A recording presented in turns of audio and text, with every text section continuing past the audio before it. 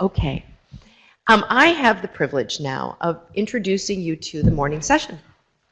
And let me tell you exactly how this came to be. This is a session with Dr. Meredith Gould. And when I talked to Meredith about being with us, I talked about this learning lab. I talked about the environment that we wanted to be, which was highly participatory and emergent. And I said, I don't think we want a sage on the stage giving us a pre-canned 1-hour speech with 74 slides and, tell us everything you've ever known and how smart you are. So she is really smart, okay? She has done some really amazing things many of you know about. Among them, she is the founder, creator of Church Social Media, #CHSOCM, which is a weekly Twitter conversation about church and media, about ministry and mission in the digital age. She is a person who has published many books, one of which we continue to hold up. The most recent for us in this domain is The Social Media Gospel. And I highly recommend that all of you have at least one copy on your shelf or a digital version of it and share it with people in your setting. It will give you momentum in this conversation in your ministry. What she's here, though, today to do, which is her greatest strength, I think, is to be the sociologist that she is trained to be. That's what her PhD is in. But I asked her to come and be with us for the conference and to listen as sort of an embedded observer, which is what sociologists do best.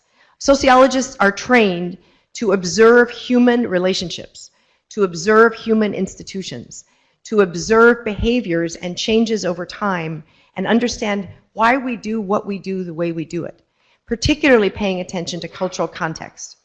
So I said to her, Meredith, come on down, come to eFormation, be yourself. Be aware of who we are. Bring all that you know into this space, listen, observe, and then share with us what you feel needs to be said that you haven't heard said yet, or what you think needs to be said that can be reinforced. So what we're going to do is let Meredith kind of just muse on the incredibly important intersection of church mission and social ministry, particularly digital media and social media. And in talking about that, I'm going to serve as the interlocutor. If she starts to roam off somewhere where I think, oh, Meredith, come back home, I'm going to wave my hands and say, come on back home. If she doesn't hit a few points that she and I think are really important, I'm empowered to say, Meredith, remember to talk about. But I just trust that she's going to take us where we need to go. And I invite you to welcome Dr. Meredith Gould. And I want to tell you, there are very few times I get to wear a costume. But I am wearing my costume. So if you don't know what to do with print media, you make a dress. And we love this slide. So I am dressed in a la media style. I still get a paper newspaper because I really like it, but I read a lot of stuff online too. So this is my costume for Dr. Meredith Gould.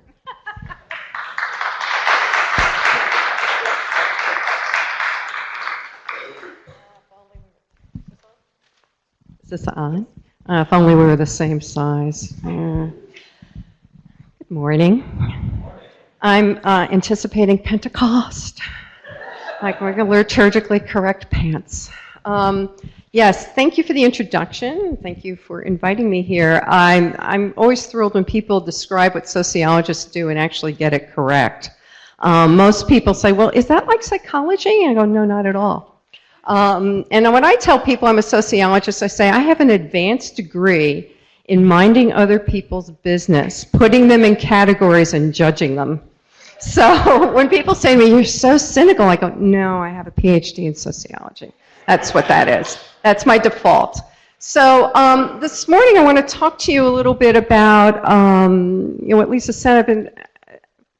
I travel around a lot. As some of you may know, I work across denominations, so I have the incredible pleasure and privilege of at least once a month being with a different denomination that's thinking about, struggling with, sometimes fighting against the inevitable and the reality that is here today, known as social media. And so I get to see how different denominations, especially the mainline Protestant denominations, how the ethos of the denomination seems to creep into or surface in the criticism of why we should or should not be using social media. That said, there are some universal things, and so one of the things I wanted to do this morning, a couple of things, is I want to talk about the cultural shifts that have happened because of digital technology, and how these shifts are here to stay. There will be new shifts because there's always some new shift, right, going on. But I will talk about the primary ones that have basically, and I think pretty much forever, changed the way we interact with each other, the way we build communities, and the way we do church. And the way we form people when we ask them to think about their faith and think about their life in Christ and think about their life as members of a church. All right, let me bracket that. I will talk about church beyond the building. So I just want to highlight about 4 pairs of things. How, first, cultural shift, time and timing. Digital has forever changed the way we understand time and the way we understand timing. Everything happens much more quickly. Very, very fast. Real time, what we used to call real time, is like unreally real time these days. It is fast. The impact of doing that, the impact of that has had an impact on timing. What that means is that our expectations about how long anything takes, responsiveness, the shelf life of anything, community life cycles, all that has changed. So let me give you some examples. So for example, when I go into churches and I do consultations about digital strategy and look at communications audits, and somebody very proudly tells me, well, we're working on our 5-year plan, I laugh at them. And not very kindly, I might add. It depends on where I am in the coffee cycle. But sometimes I go, you gotta be kidding me. 5 years? Forget it. Really, you need to be thinking 3 months, 6 months, 9 months, 12 months. And if you really want to go pie in the sky futuristic, think 2 years, maybe 3 if you want to go wild. But 5 years, forget it. And that, I believe, is because of digital. 2 years ago, you could do a 5-year plan. 3 years ago, you could do a 5-year plan. You cannot do those anymore. So digital has moved that very quickly. It's changed also the way we understand responsiveness. So again, depending on the age, the generational cohort you're dealing with, some people don't even bother looking at email. I'm rapidly becoming one of those people, and live entirely in the world of text, which is absolutely instantaneous. Does anybody use voicemail anymore? I mean, it's that sort of thing. And so what the shifts in timing, because digital has sped everything up, it has changed our notion of responsiveness. So people get totally pissed off if you send an email or a text and you don't get a response instantaneously. It's like, oh, I'm dissed. That person's ignoring me. I'm being shunned. And all these stories get made up about what's happening. Well, what's really happening is probably a couple of things. One is the entire connectivity went out for the block. Or the person doesn't have their phone on, or they might actually be doing something that requires full attention, like they're in the bathroom, okay? Although, be honest. Who among us has not slammed through email? So that. So responsiveness completely changed. It also goes to changes in the culture at large. And some of these have to do with privacy and disclosure, and identity and authenticity. I'm going to cluster those together. Privacy and disclosure has changed because of digital. Identity and authenticity has changed because of digital. And for that, I want to highlight the importance of understanding generations and generational cohorts.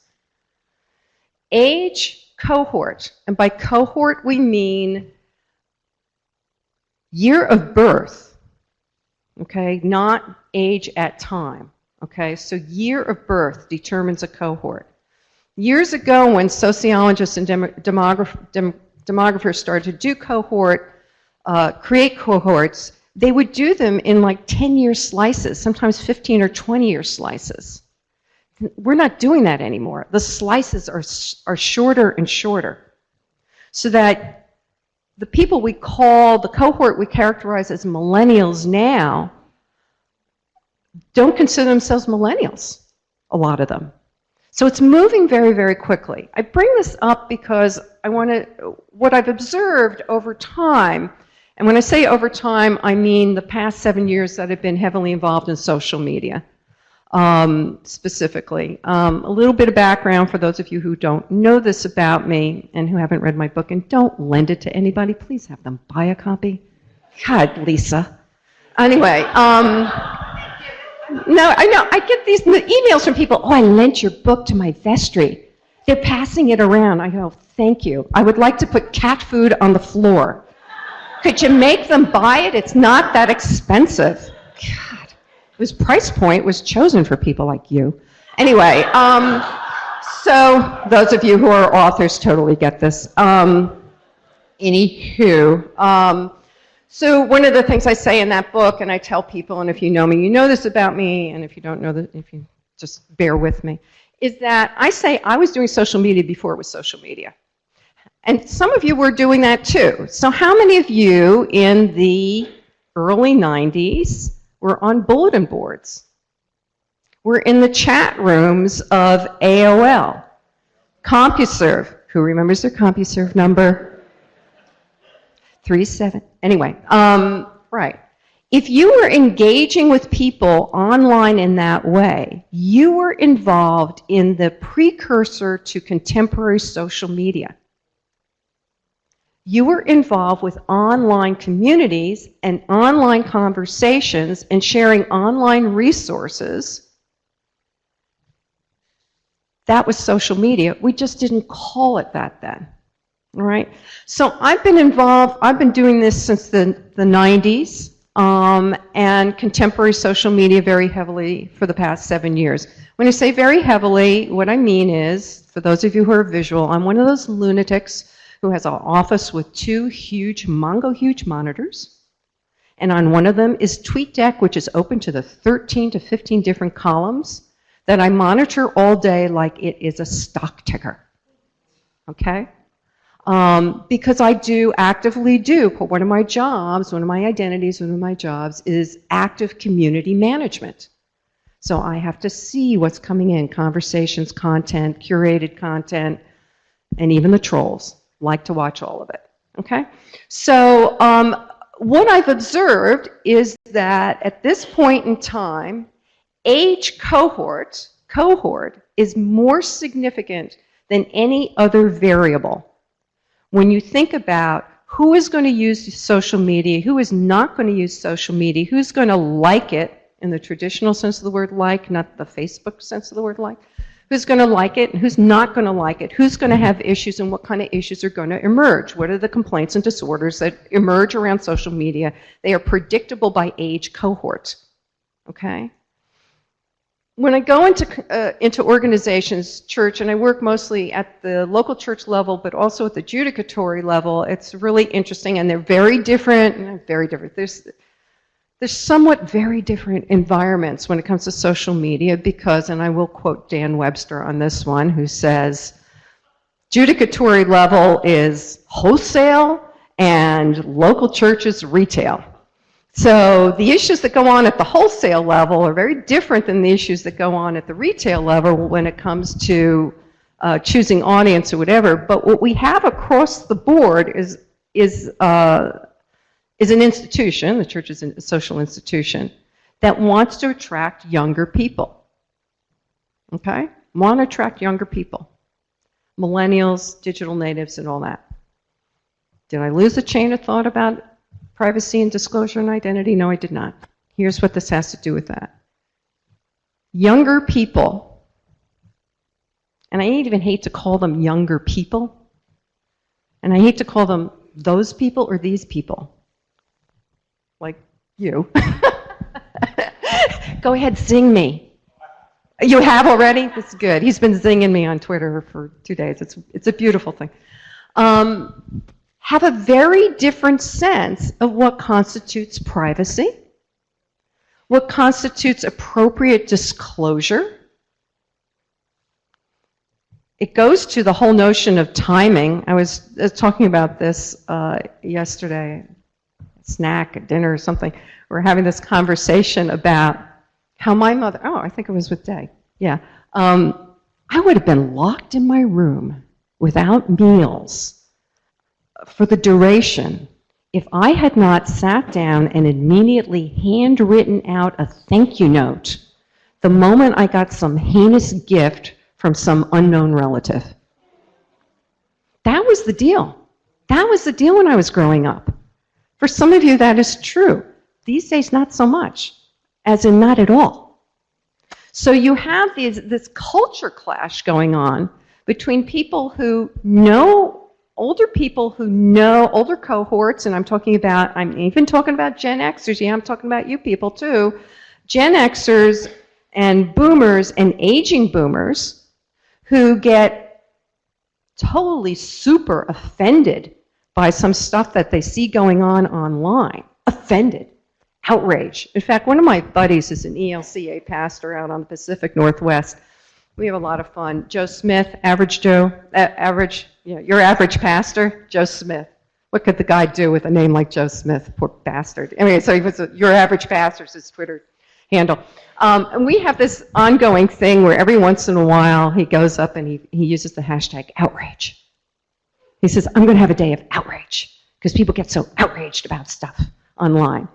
And one of the things people get outraged about is like the lack of responsiveness, the lack of manners, the bad language, the potty mouths, outrage, all this other stuff. What I say to people is you really need to calm down.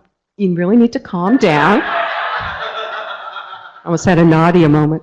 No, you need to calm down and realize that that's just a different culture. That is a different ethos.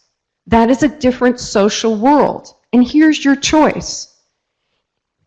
Either learn it and get with it, or learn it and walk away from it, or retire or die. Those are your options. It's not going away. And you're not going to teach these kids manners. That's how they live. And I got to say, I'm kind of at that, I'm at that point, actually. So it goes to the whole thing about disclosure and privacy. So the big arguments about Facebook, like, oh my God, what you put on Facebook, you're going to be so sorry when you go look for a job. This stuff is going to follow you for the rest of your life. Well, actually not. First of all, it disappears so quickly, nobody can remember anything. Second of all, think it through. The people who are going to be hiring are the people who are doing the same stuff. And they don't care. They really don't care. And you know what? I got to tell you, at this point, I don't care either. So all that has changed. And this has come as a real shock to a lot of people. And the people who are the most shocked about it are people in institutions, social institutions like the church, where we have a very, and historically very precise, somewhat rigid, no matter how liberal your denomination is, but a somewhat rigid view of what constitutes appropriate behavior and appropriate language. And this is one huge culture clash that is causing quite a mess. Now, I personally think it's a lot of fun to watch, and I like to get around and mess in with it, but it's something we need to, it is a cultural shift that we really have to understand is here and here to stay. The thing about identity and authenticity, again, the authenticity and the identity thing, people often criticize social media and say people are hiding in plain sight and you don't really see the real person and people fake it. And I'm here to tell you that that's absolutely not true. If you spend a lot of time on social media, and I see the heads nodding, and the people whose heads are nodding are people I know, and I'm sometimes in daily conversation with. If you spend a lot of time on social media, truth will out. Truth will out. People's identities shine through. So for example, because I'm on social media a lot, I can tell by someone's typing, by how they use capital letters, by their punctuation, by their choice of words, what kind of mood they're in. And people can tell that about me. What does this have to do with church? Well, I'll tell you what it has to do with church in my life, in my example, is that it has made possible for me to not only minister to, but be ministered to. Okay? And I'll talk in a minute about the opportunities for ministry and for pastoral care that social media offer. So, for example, one of my favorite examples, again, ELCA pastor David Hanson, some of you know him, Rev David, he's in Texas. He wrote the foreword for my book, and I only just met him last October, but we've known each other online for years. We've become very good friends online. He's one of the moderators of the Chisholm chat. He will send me a direct message saying, "Are you okay?" He'll read some of my tweets and go, "Are you okay?" Now, we can either keep in the back channel or go, "No, actually not." There have been times where my phone has rung, and I hate the phone at this point, but it's just a vehicle to go online as far as I'm concerned. But the phone rang, look over, David's phone number, pick it up. And I hear, "What's going on? How can I help you?" And I say, "You really are my pastor." Okay? This guy could be his mother, probably not his grandmother yet, but it could be his mother. He's a peer, he's a colleague, he's a friend. And he can tell from how I am on social media when I need, and he's also an amazing pastor. And he will shift between those roles, a social media colleague, a pastor, a friend. He actually did put me in the mom role once. It was very sweet. He called and asked me for some advice.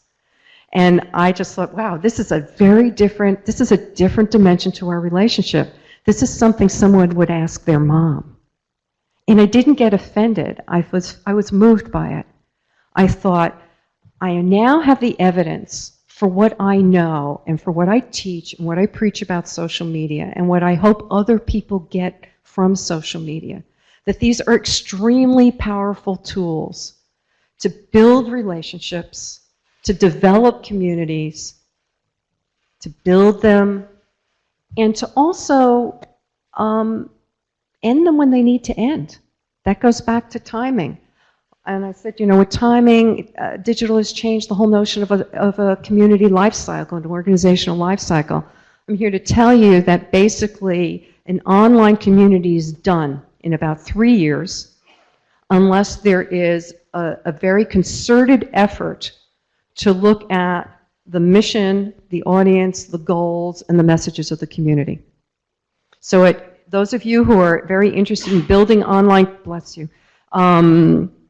those of you who are very interested in building online communities or involved with online communities, if you start to see them going moribund, I would say check your calendar clock. You're probably at 2.5 years. At 2.5 years, my best recommendation is you sit down and you do strategy work.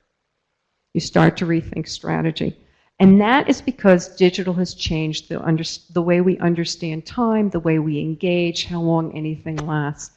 So I want to use that as a segue to talk about, well, let me also, before I do that, let me just add, the other thing is leadership and authority. Social media, here's a message from the DUH department. Social media is extremely democratizing on every level, every level. Truly, and I'm talking about Twitter in particular, but on other social media platforms, you can have a whole life on social media without revealing your age, your race, your sex, coming or go, any of that stuff. In fact, my joke, is Chris Yaw here? Is he in the room? No, yeah, right. So my standard joke, which actually was so real, was like, wow, you're so much taller than your avatar. It's just like we see these, but we actually we cannot know all that stuff about people. All right?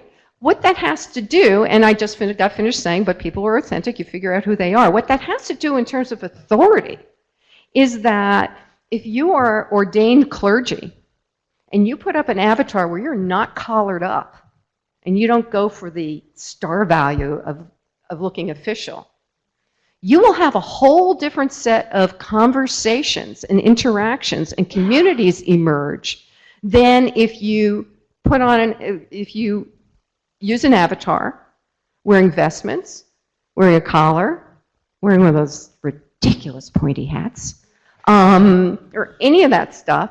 That's going to change. But if all that stuff is removed, democratizing. The other thing that it does, and I really love this about social media, both as a sociologist and, well, I guess that's my primary identity as myself as a sociologist, is that it has allowed me, and it also allows you to work across denominations. So you get to see what the primary conversations and attitudes and beliefs and thoughts are going on in other denominations. Very democratizing. Priesthood of all believers becomes absolutely, totally true online. Ministry of the people, by the people, for the people, absolutely true online. Very democratizing. And it allows people to engage with people in authority, if they're online. It allows people to engage with people in authority in ways they haven't been able to before. And that has upset a lot of people. So it's very interesting. I do this this is my idea of fun. My idea of fun is going into the Twitter stream and following a bunch of bishops from different denominations, because yes, other denominations also have bishops, and seeing how and if they engage on social media. Are they talking about their lives? Are they having integrated identities themselves? Or are they just doing bishopy stuff? It's fascinating. If you go onto Facebook, Mike Reinhardt, who's bishop in the Gulf Coast Synod, integrated identity online.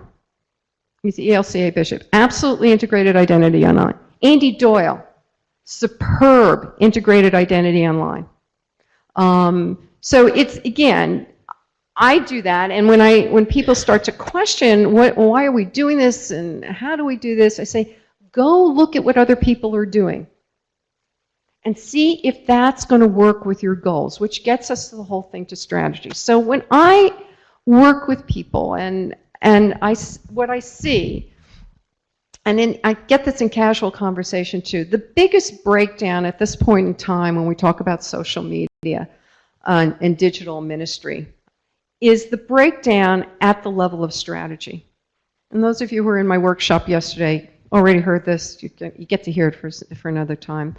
We're at the point where we know how the tools work. And the tools are changing all the time. Okay? We know how the tools work, and if we're smart, we know we need to use them in some form. Where there's a big breakdown that I see all the time is at the level of strategy and tactics. First, people don't understand the difference between the two. And they don't do the necessary work of strategy. So what is the difference between the two? Here's the difference between the two. Strategy is about knowing your audience, your goals, and your messages. That's it. That's strategy. When you answer the questions, who's our audience, or our audiences, what are our goals, and what are our messages, you have done the work of strategy. Anything else, you're not doing strategy. I don't know what you're doing, but you're not doing strategy, okay? That's strategy. Tactics is when and how you use the tools. How do you apply them? So, for example, in the world of church, I'm saying your best tactical approach, well, two best tactical approaches in the world of church are, one is to use the liturgical calendar as an anchor for everything. And those of you who've been doing this a really long time in the world of print, in the world of Lisa's dress, know that The liturgical calendar gives us a totally great structure for organizing content and inspiration. Okay? We also know that people engage with church at significant points in the life cycle. If you're old enough to remember Ben Casey, birth, death, infinity. So at birth, baptism, marriage, funerals, that's when people, even if if they've left church or not interested in church, those are the points at which they go, maybe I should do church. Okay? So tactically, when you come up with plans, your tactics, and you anchor them in the touch points for the life cycle and also with the liturgical calendar, that's when you're working on tactics. The rest is strategy. I want to loop back and just make a few points about audience, where I also see a big breakdown in audience. Most people, and I've yet to run into anyone who actually kind of got it right out of the gate. Most people confuse their primary and secondary audience. Okay? When I say to people, who's your primary audience? Who do you want to reach? They usually talk about their end users. Okay? And I say, are you sure? So in the world of church, again, church social media, I'll say, who's your primary audience? The unchurched. Really? I go, really? They're not buying what you're selling. Really? They're not. And they're not gonna.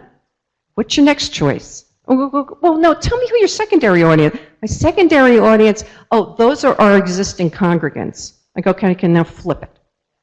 Your primary audience are your existing congregants. Your secondary audience is anybody that they might happen to touch in some way. So my favorite tactic, I say I had two favorite tactics. One is anchoring it to the liturgical calendar and the touch points of faith. My other favorite tactic is what I call the brand ambassador tactic. Okay? So people say to me all the time, and I get this on Twitter, I get this on Facebook, I get this through the back channel. You know what the back channel is? Okay, the back channel is every single social media platform has a mechanism where you can talk privately to someone. So when you see somebody saying, let's take this to the back channel, or I'm going in the back channel, I heard this in the back channel, that means they were passing notes in class. Okay, it's the digital equivalent to passing notes in class. It's also a really smart thing to do if you're involved with any kind of conflict at some point. Take it to the back channel. Nobody has to see you bickering with a bunch of people in public, all right? So anyway, so back channel conversations, front channel conversations, people say to me, well, I get that social media is important, we need to do it, but what if I'm the only person in my organization? What if I'm not even a full-time staff? How am I supposed to do all this? I go, well, actually, you're not. You're supposed to be doing what they hired you to do. You're supposed to be doing what you were ordained to do. And then what you're supposed to do is educate, encourage, and equip those in your congregation, those in your organization, those on your advisory board, those on your board of directors who are already on social media, to use their social media to talk about their life in church, their experiences, hopefully positive, with your organization. They are your brand ambassadors. Okay? And if you get nothing out of anything I say, I just hope and pray you get that. Because that is the most powerful thing you can do. Here's how it works. Most of the people in my top 3 recommends these days for any kind of social media presence is Facebook. Love it, hate it, love it, hate it, love it, hate it. But Facebook, Pinterest, Instagram. You have to be nuanced once you figure out who your audience is and your goals and all that. But those are the top 3. So if you look at Facebook, you think about who's on Facebook. How many of you are on Facebook? Okay, so most of you are on Facebook. What percentage of the people, of your friends on Facebook, are church people? Is it most of them? Well, yeah, for this crowd probably is, I know. Where else can we talk about church except not in church? Okay, yeah, okay. So your congregants, or the people who are attending your classes, all their friends are secular friends. They don't have a lot of churchy church friends, okay? So what you want to do when you encourage them to use social media and you help them, you give them something good to talk about, then you show them how to do it. They're going on their Facebook page and, jump between I planted my garden, my kid just walked, my cat threw up. There's the picture, it's like, oh, my church, what a gorgeous liturgy on Sunday. You see that seated in enough times, the secular person's going to say, Jesus, you post a lot about church. What's up with that? And that person gets to say, here's what's up with that. I post a lot about church because when my mother died, the church was there for me. When my kid was in the hospital, the church brought me meals. Because when I have a pounding headache and I can't take another minute of my life, I go sit in the sanctuary and I gaze out the windows. That's what's up with that. And if you want to come visit my church, I'll take you. Or bring you. Okay? So those are your brand ambassadors. Very, very powerful tactic to use, and one I highly recommend. So one of the big issues, again, a persistent barrier to competent use of social media is using and choosing tools without doing the strategy work first. It's like you plug in the tools after you get the strategy. We're going to go to Q&A first. I just want to highlight or underscore actually something you heard last night, and I know you've heard in other sessions. We've got to stop this obsession with measurement. Stop it. Just stop it, okay? And then the other thing I want to highlight is, and I think we're almost, okay, this is my fantasy life. I think we're almost at the end of this, but we have to stop, all of us, and especially the people who still do this, we have to stop making this inaccurate and crude distinction between what happens online and what happens in so-called real life. In fact, somebody recently busted me on Twitter, where I live and breathe is Twitter, and said, you got to stop using IRL in real life, because if you're going to argue there's no difference, you shouldn't be using that. I'm like, okay, good point. What should I be using? And they said, well, it's church. Let's say in the flesh, ITF. I'm like, oh, that's good, kind of incarnational, enfleshment. Let's use ITF. So again, here's the thing. Making a distinction between real life, ITF, and online life is a false distinction, and it's becoming increasingly more false as a distinction. The way you use that in the flesh is that you understand that whatever skills you've learned, anything you've been trained to do, any of the gifts you have in the flesh, you use them online. Best example for that goes to the persistent complaint I get, which is, well, I don't want my organization or my church or my group or whatever to be online because people are mean. There are trolls. People are mean, people are obnoxious, people are nasty, I say, you mean people are people. Okay. Right, they're people, they're being people. Okay, so I say, okay, so the first thing I would like you to do is not make what goes online special. We could spend a lot of time talking about how people feel freer to be meaner, that they say stuff online that they would never say in person, they do things online they would never do in person. Okay, let's say that's true. I'll give you that one. I'd say, okay, but what would you do? Who among us has not been in a committee meeting or an organizational grouping or directors meeting or any kind of thing where people act out, people are mean, people are inappropriate, people are just flat out nuts. Really, I was invited to do a consultation with a church staff, and afterwards I met with the rector and I said, do you realize you have someone on your staff who's severely mentally ill? He says, I know. I said, what are you doing about that? I said, you have somebody with an untreated psychiatric disorder who's taking down your staff. He said, I know. I said, well, here's the thing. I said, okay, I'll go one more round if you will. What are you doing about it? I said, here's the thing. I said, this isn't Christian love. Letting that crap go on is not Christian love. Here's what you need to do. You need to find out if you have EAP.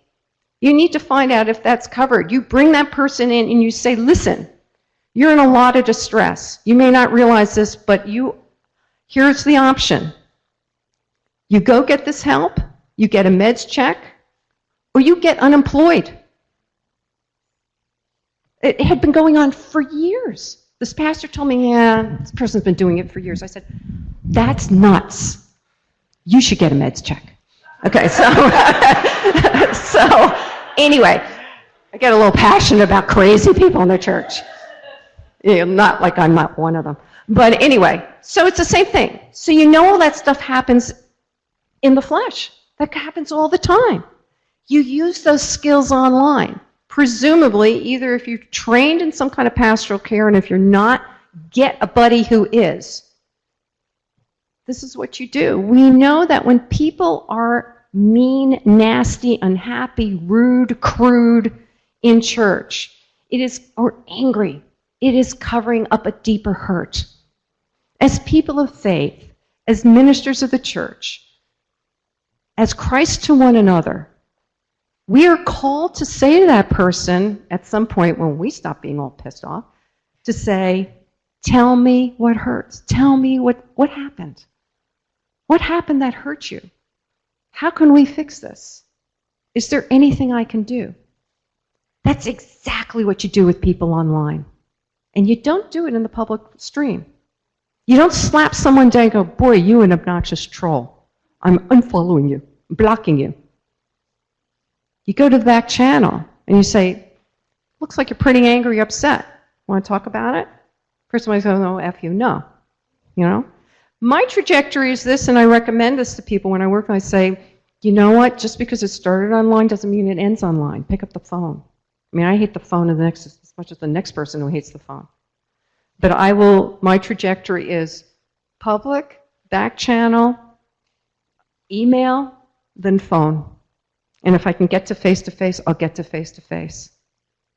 So once you start seeing all your online interactions as an extension of what you're doing in ministry, an extension of what you're doing in education, an extension of what you're doing in formation, it takes the charge, or my hope is that it takes the charge off the outrage about people's bad behavior. Okay, Lisa, you have questions? Well, I think we have 5 minutes for questions. All right. So, what's that? Oh, good, we have a web question. Who's it from? I can't remember who it was from, but they were asking if you why the focus on Pinterest, since it seems mostly female dominated and the growth is stalled. Oh, that's hilarious. I love that. That's a great question. Why the focus on Pinterest? Because it's mostly female. Well, have you looked at the church lately? Well, growth is stalled, that's irrelevant. Here's the thing. Again, Pinterest may not be your first choice. You have to do the strategy work first. So if your goal, Pinterest, because visual images are agnostic, people don't have any heavy-duty things around images. Beauty's a gateway to the divine. The person should go look at my deck from yesterday and read that. But just in terms of, if you get into asking whether or not the platform is growing or diminishing, that's not the right question. The question is, who's my audience? What's my goal? What's my message? What is the best platform to use? What is the best tool to do that? So, for example, Pinterest, great for shawl ministry people. Okay? Great for shawl ministry people. If you set up a Pinterest board just for them, boom, you've won. So I try and stay away from, even though I said, I've got my top 3 recommends, it's a little more nuanced than that. She also admitted that she would rather die before Twitter dies. I know, I want to be dead before Twitter dies. Anybody else? There's a question in the back. Colin? Oh, no. Thank you for your great wisdom. I heard you say that people have choices when you consult with congregations and you're basically coaching them. And you said, learn it, walk away from it, retire, or die. Most of us in mainline congregations are dealing with probably people who are going to walk away, retire, and die. So with the small percentage of learn it, how do you advise congregations to go forward? Work with work with the people who are going to move forward with you. Give the ones who are going to walk away and die a good send-off. Zeigers into hate, you know. Is Sarah still in the room? But yeah, in fact, it's a great question, and I would encourage all of you who have not, if you have not read Lori Brock's latest post, "Church Must Die." It's on her blog, Dirty Sexy Ministry. Lori, if you're listening, put the check in the mail. It's an extraordinary post. Hits a lot of these issues. I would recommend reading that post in tandem with Tim Skank's post on niceness, because taken together, those two blog posts are absolutely brilliant, articulate, well-written, and edgy without being nasty. Epistles about where we are today in the church and how we are killing ourselves. What I always say to people about social media is I actually don't care if you use social media. I really don't care. The only thing I care about very deeply is that you don't prevent other people from using it. And I would say suggest the people who could be allied with you read those two blogs, for example, and then sit and have coffee together if you're if you're in an embodied space, and have a conversation about how does this inform our sense of going forward in the context we find ourselves in. Colin Chapman. And take a look at these. Take a look at what's on the screen. This is the screen grab of, and it's actually, I played around with it a little bit on Rivet. This is a screen grab that went up on Twitter, I guess 2 days ago. Laura Lice Catalano, she and Carolyn Clement are the two women who are putting together the Social Media Sunday, the National Social Media Sunday for Episcopalians. They are wonderful. They are the hope of the church, and they are the hope of social media in the church. But she took that picture and she put this, "Hi, my parents spend so much time with paper media. It's always missing out on being present." I said, I'm taking a picture and I'm putting it up during my talk. Colin. So in Europe, it looks like we're taking a massive step backwards with, we're taking a step backwards with the Google's, or with the new mandate in Europe, the right to be forgotten. I know, have you seen this? Oh, yeah. Right. Yeah. Which, I so did see that. Google's changing their policy Yeah. that people can now request to have their pass removed, which seems like a sharp turn left. And you know what? That's Europe, and it's very interesting because you've read the commentaries on it. Have you dug into any of the commentaries on it? No. Okay. Well, I'm so glad you. I want your commentary. My commentary. No, I hold with the other commentaries. We have this thing called the First Amendment in this country. That actually in a lot of the legal systems in Europe, they don't have that.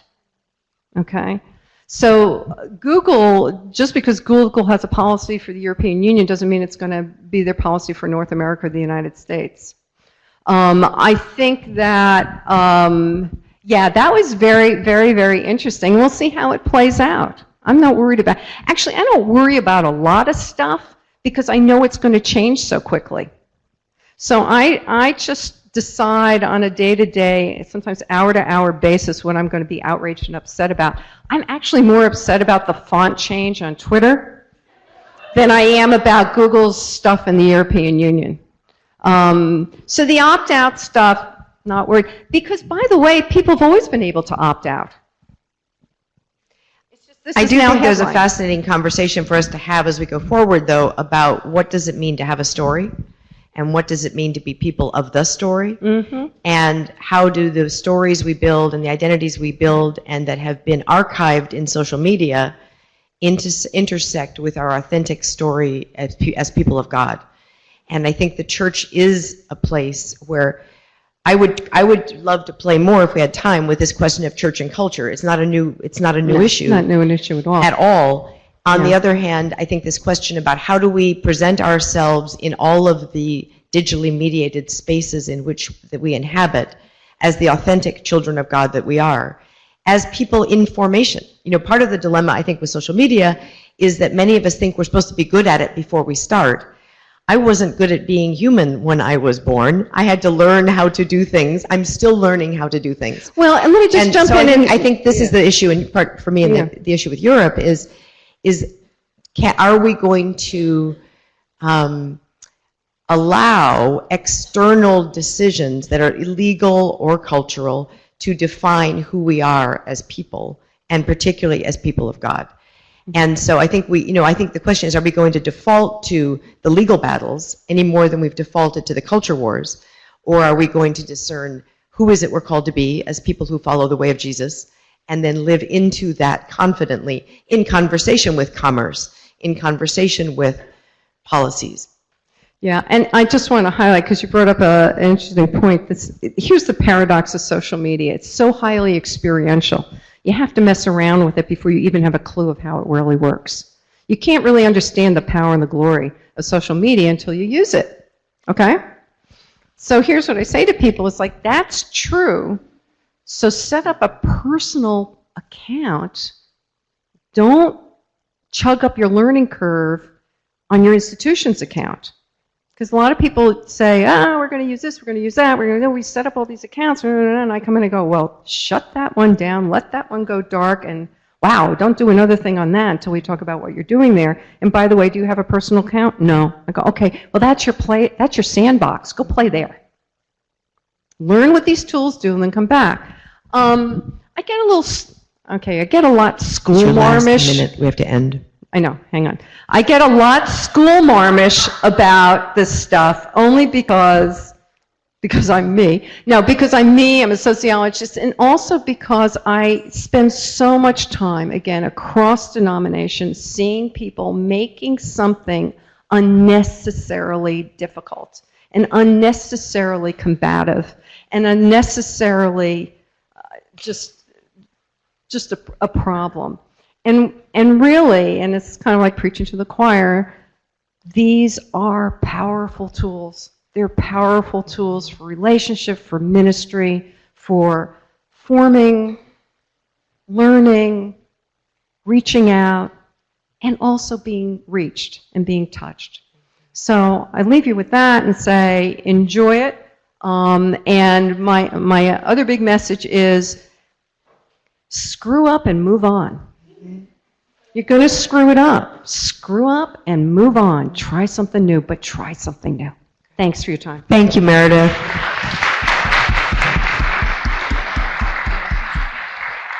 You have a few minutes to get coffee, talk to each other, and make your way to your first workshops for the day. Meredith, thank you so much. And she will be around. You can talk to her, at her, with her, tweet her.